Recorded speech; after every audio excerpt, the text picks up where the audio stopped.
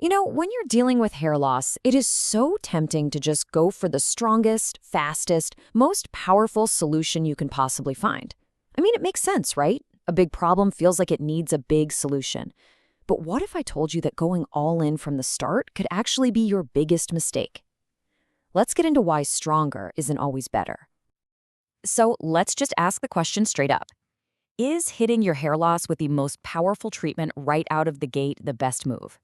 I mean, everything in you probably screams yes. But believe it or not, the experts say that thinking could totally sabotage your progress before you even really get started. And look, this isn't just some vague idea. The advice from experts is incredibly direct. Trichologist William Gonitz says it as plainly as you can. Do not jump into high intensity, period. The end. Wow. No ifs, ands, or buts. No wiggle room there. The message is crystal clear. Starting at maximum intensity is a huge mistake. And this one idea, it's going to change how we look at this whole thing. Okay, so if we're not supposed to sprint out of the gate, what are we supposed to do?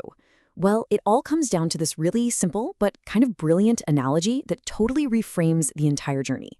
We're going to switch from a mindset of just brute force to one of smart, gradual training. And this is the heart of it, right here.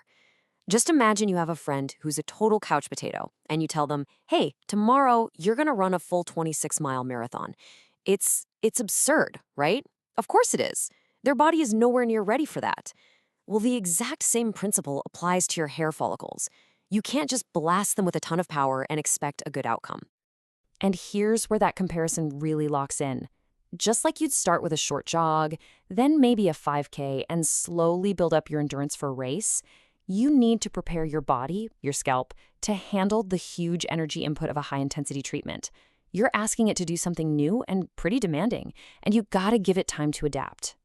Okay, so the marathon thing, it makes sense in theory, but how does this whole more is better mistake actually play out in the real world with real treatments? Let's look at 3 super common traps where going too hard, too fast can completely backfire on you. First on the list, high-intensity laser therapy. This is probably the most direct, literal example of our marathon analogy. You are basically asking your follicles to absorb a massive amount of energy. And if they're not conditioned and ready for it, it can be totally overwhelming. It can actually do more harm than good. It's just too much, too soon. So, what does starting slow actually look like in this case? Well, we get a very specific, actionable number. The recommendation is to start with a laser device that has 80 diodes or fewer. Anything more than that to start is considered, and I'm quoting here, absurd. It's just too intense for a body that isn't ready. All right, trap number 2 is jumping the gun on treatments like PRP or platelet-rich plasma, where they use your own blood to stimulate growth.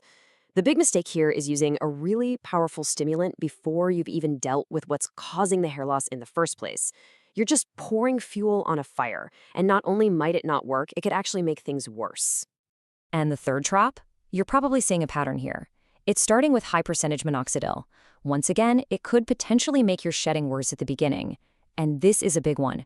You only want to start a treatment like this when you are absolutely ready for the commitment it takes. And this is key, only when your daily shedding has calmed down.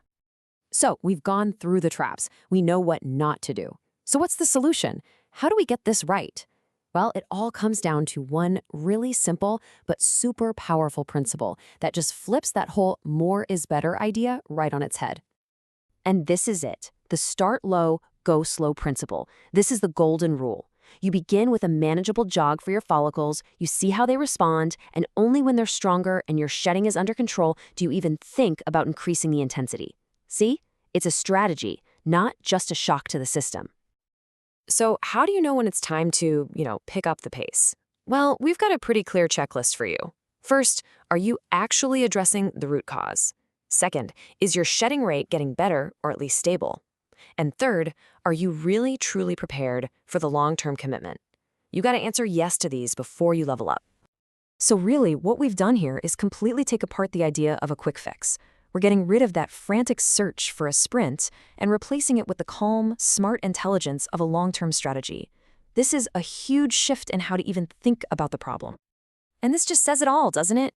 If you remember just one thing from our talk today, let it be this. Your goal isn't some desperate, short-term burst of effort that's going to burn you out. It's about sustainable, long-term progress. You gotta be the marathon runner, not the sprinter. So, to wrap this all up, the question I want to leave you with is this. Instead of looking for that massive, intimidating marathon right away, what's your first jog?